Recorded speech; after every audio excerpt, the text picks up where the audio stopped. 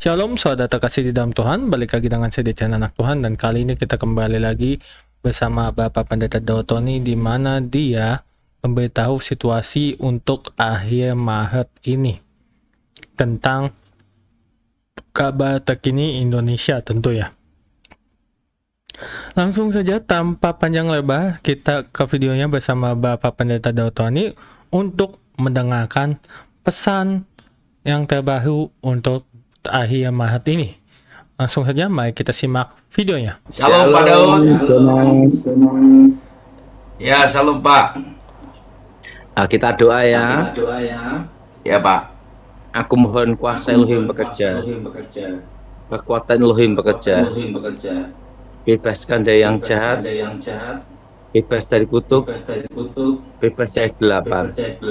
Berkati kami semua Tuhan, di dalam nama Yesus.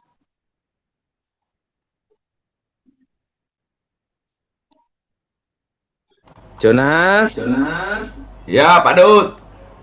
Ingin tanya apa Jonas? Ya, ada pesan apa dari Tuhan Pak terkait sekarang ini situasi yang semakin memanas di Timur Tengah?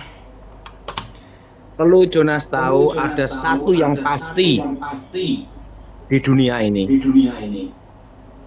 Ya Pak. yaitu ketidakpastian. Ketidakpastian. Karena kepastian hanya di dalam Yesus. Amin. Perlu Jonas tahu bahwa bulan 6, bulan 7 kita akan mengalami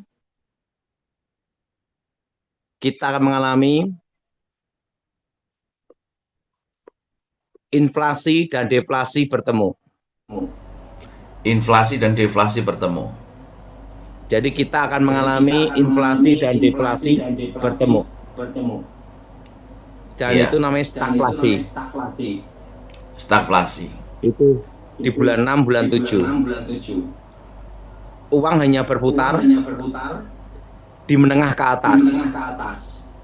Tapi menengah ke bawah drop turun dan lemah. Nah, Ya. tapi ingat, kita percaya ada Yesus yang pasti memelihara kita. Amin. Kita sudah berdoa sesuai petunjuk arahan Letnan Jenderal Klinik Erupan. Ya Pak. Nah, kita percaya Tuhan sudah mendengar doa kita. Amin. Dan kita percaya pasti Tuhan tolong. Amin. Jadi ingat Jonas, Ya Pak. perang itu panjang. Panjang ya. Panjang dan tidak bisa diprediksi. Karena tahunnya panjang nanti ada pertempuran di darat atau tidak, yaitu perang kota, perang terbuka, segala kekuatan digunakan. Nah itu tepatnya di pertempuran di darat. Ya. Jadi selama belum ada pertempuran di darat, ini belum pasti ini bulan atau tahunan. Ya. Tapi yang jelas begitu masuk operasi darat, perang kota, pertempuran jarak dekat, perang terbuka, baru kita akan tahu jawabannya, panjang atau tidak. Ya. Karena yang disebut menang itu adalah menduduki, menguasai di darat. Darat. Jadi kalau masih hanya perang udara, perang laut, itu tidak terlalu panjang. Ya. Tapi panjang atau tidaknya, bila sudah terjadi Perang darat. pendudukan, pertempuran, perang terbuka. Nah, Ya. yaitu perang kota. Nah, dan itu harus merebut invasi wilayah. Jadi Ya. saat ini kita tidak bisa mengatakan kalah atau menang. Karena belum ada pertempuran Darat. perang kota. Di darat perang terbuka dan pertempuran jarak dekat. Gimana Jonas? Ya Pak, kalau memang darat itu pasti membutuhkan waktu yang lama ya. Pokoknya intinya pertempuran darat dimulai atau belum? Ya. Bila sudah memulai pertempuran darat, nah kita dapat jawabannya. Panjangnya bulan apa tahun? Contohnya ada Ukraina. Ukraina ya. Ingat pertempuran udara, pertempuran masuk ke laut. Sebentar tuh Mas Jones. Ya. Pertempuran darat udah Lama. berapa tahun belum selesai? Betul. Jadi pusat pertempuran itu ada di darat. Darat. Jadi kalau serangan udara, serangan laut itu baru pembuka awal. Ya. Nah, perang yang sebenarnya menang atau tidak itu tergantung penguasaan pendudukan. Dan itu adalah perang darat. Perang kota. Pertempuran jarak dekat. Perang terbuka. Perebutan pendudukan wilayah. Teritorial. Bagaimana Jonas? Ya Pak. Tapi efek dari perang ini akan terasa berat di bulan 6, bulan 7. Ya. Jadi kalau ada yang mau main saham, nunggu koreksi. Nunggu momen yang tepat di bulan Mei, bulan Juni, bulan Juli. Nah, 3 bulan itu. Berarti tunggu koreksi dulu Pak ya. Ya, kita lihat dulu koreksinya sedalam apa. Dan kalau misalnya hijau, hijaunya sebaik apa. Nah, itu bisa dilihat di bulan Mei, Juni, Juli. Hijau atau tidak. Jadi bisa kita lihat secara makroekonomi global, geostrategis, geopolitik, makroekonomi. Dan ingat, apa yang harus dilakukan pemerintah? Itu yang penting. Ya. Nah, makanya seluruh bangsa harus menciptakan suasana yang kondusif dan memberi harapan. Jangan bermain di media sosial yang membuat orang takut. Berita hoax. Yang membuat orang takut. Tidak ada harapan. Ketidakpastian. Jadi seluruh Indonesia di media sosial harus memberikan kata-kata positif, saling membangun, yaitu memberi harapan. Nah, jadi harusnya harus bersatu. Amin. Dan ingat, pemerintah harus mengupayakan, meyakinkan, memberikan harapan, kepastian, investasi dari luar negeri dan dalam negeri dan memberi harapan, suatu kepastian. Nah, sehingga negara kita bisa bertahan dan ekonomi secara bertahap berjalan pada alurnya. Tetapi harus ada kesatuan seluruh Indonesia supaya memberikan suatu harapan bahwa Indonesia masih ada yang baik Amin. untuk investasi dari luar maupun dalam negeri. Tapi utamanya pemerintah untuk memberi kepastian kepada investasi, investor, terutama dalam negeri dulu. Bahwa ada kepastian hukum dalam investasi. Hukum yang jelas dan semua transparan. Regulasi yang transparan. Ya. Jadi dimulai dulu investasi dari dalam negeri. Nah, investasi apa, Jonas? Dalam negeri yang pasti, Pak.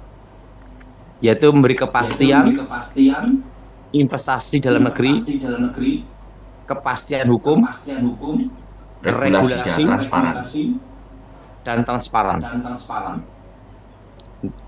Dan yang kedua, dari luar negeri.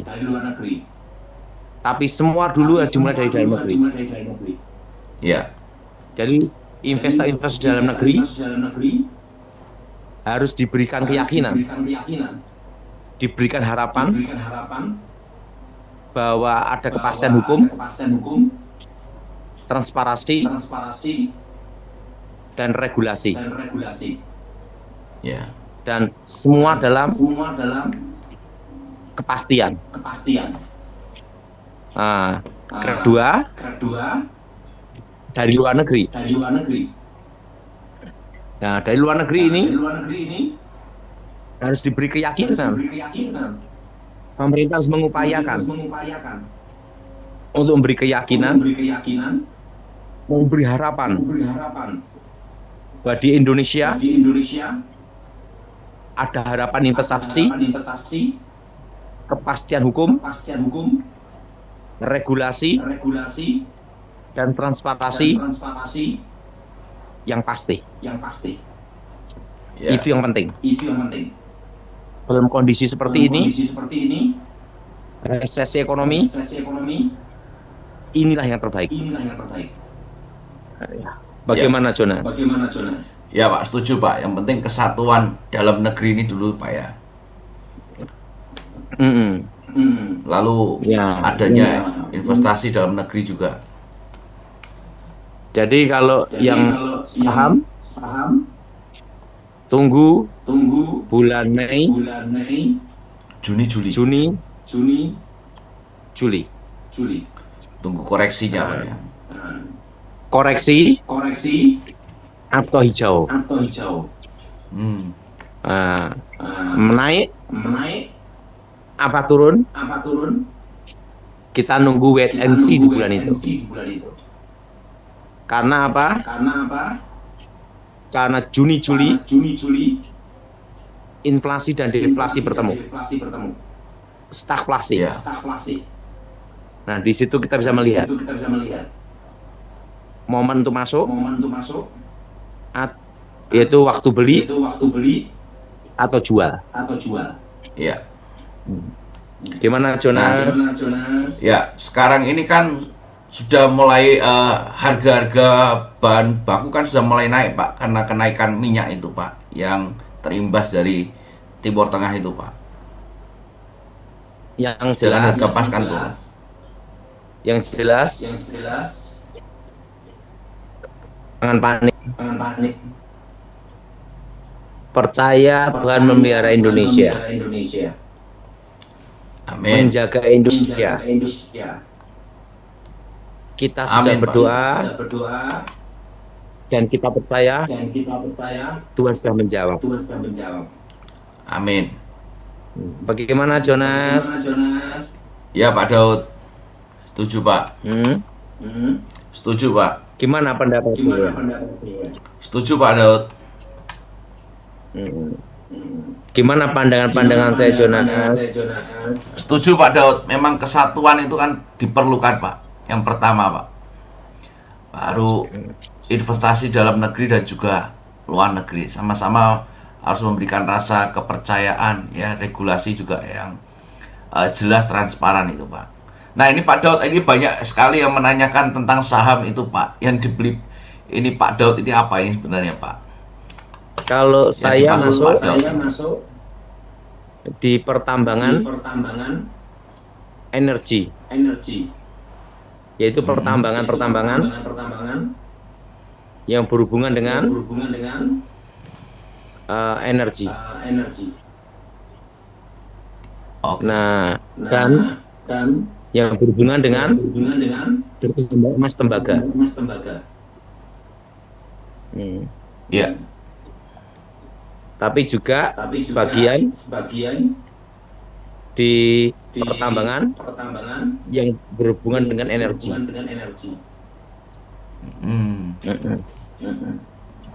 Nah, kalau saya kan masuk selalu dalam kondisi koreksi. Nah, masuk. Tapi untuk jangka panjang.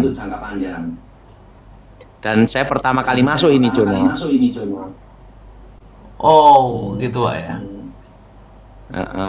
Karena saya sudah berdoa,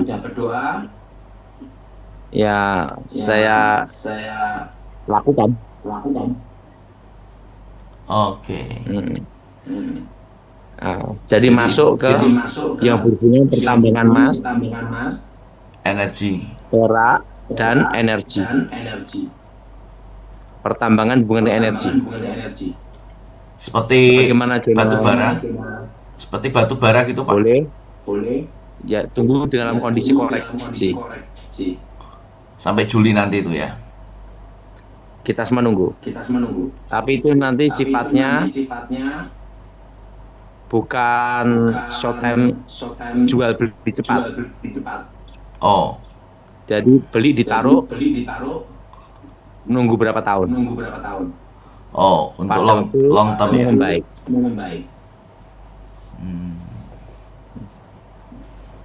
Bagaimana Jonas? Iya, Pak. Iya, Pak. Jadi untuk waktu jangka panjang, Pak ya. Iya. Ya santai aja Jonas. Iya, Pak Daud. Nah, Pak Daud, ini ada yang tanya, Pak. Kalau 2032 nanti ketika kuantum aktif, apakah saham-saham itu aman, Pak? Atau bisa ada peluang untuk dihack, Pak? Saham itu tetap safety karena ada backup perusahaan. Oke. Kan ada pertambangan fisik juga. Dan perusahaan fisik. Ya. Itu yang aman. Gimana Jonas? Iya, Pak. Ya, Pak Daud.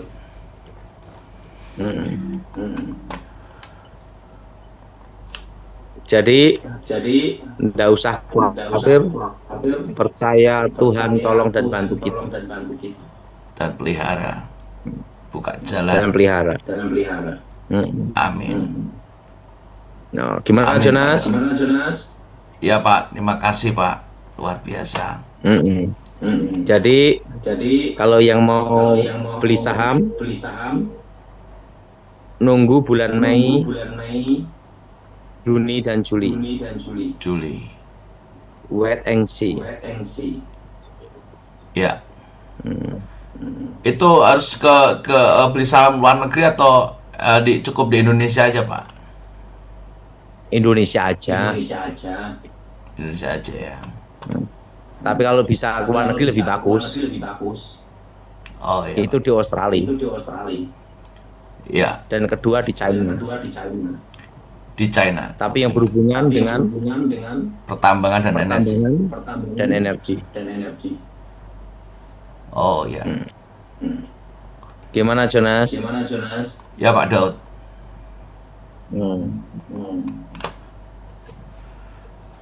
Baik Pak Daud.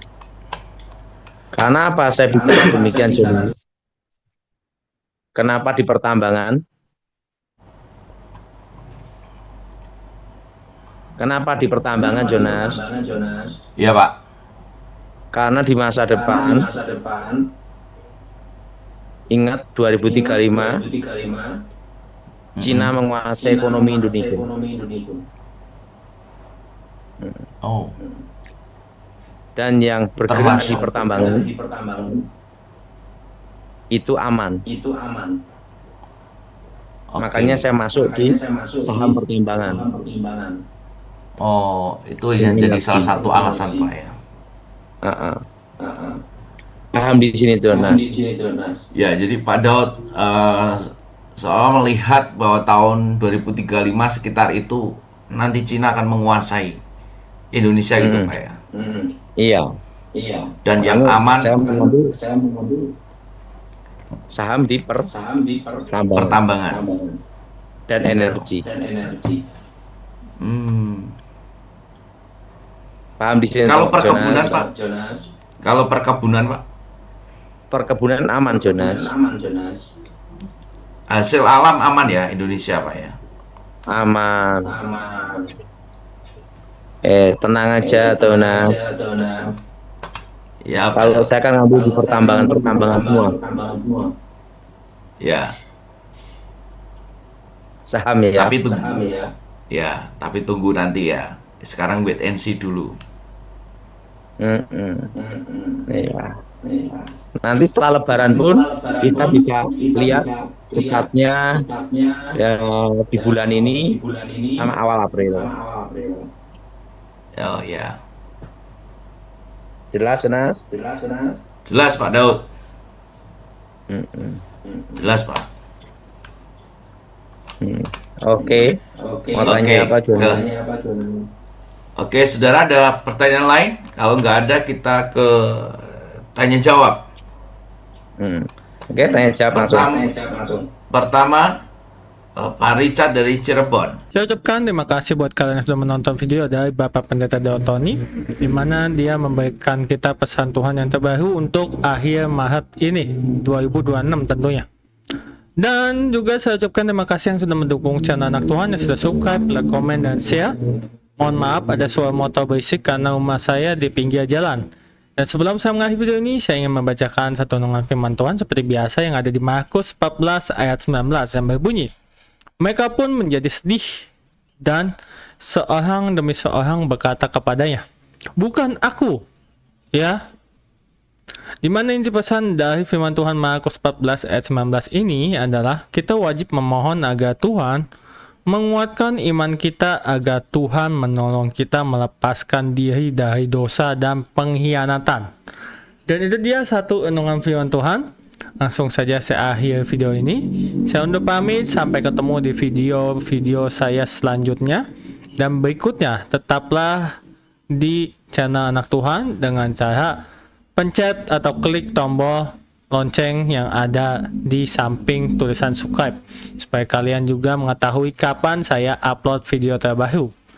Dan begitu saja, saya ucapkan terima kasih sekali lagi. Saya undur pamit, shalom and God bless you all. Filipi 4 ayat 13. Segala perkara dapat kutanggung di dalam Dia yang memberi kekuatan padaku. Filipi 3 ayat 13-14. Aku melupakan apa yang telah di belakangku dan mengarahkan diri kepada apa yang di hadapanku, dan berlari-lari kepada tujuan untuk memperoleh hadiah, yaitu panggilan sorgawi dari Allah dalam Yesus Kristus. Yohanes 16 ayat 24. Sampai sekarang kamu belum meminta sesuatu pun dalam namaku, mintalah maka kamu akan menerima, supaya penuhlah sukacitamu. Yesaya 54 ayat 10.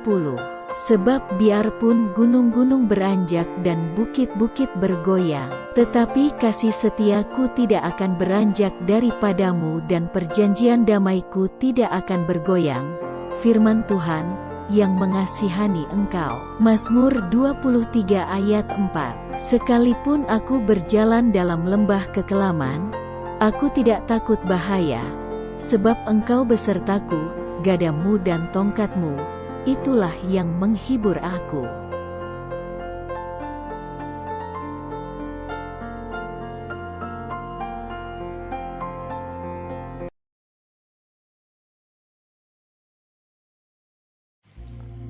Orang yang duduk dalam lindungan yang maha tinggi dan bermalam dalam naungan yang maha kuasa akan berkata kepada Tuhan, tempat perlindunganku dan kubu pertahananku, Allahku yang ku percayai. Sungguh, Dialah yang akan melepaskan engkau dari jerat penangkap burung, dari penyakit sampar yang busuk.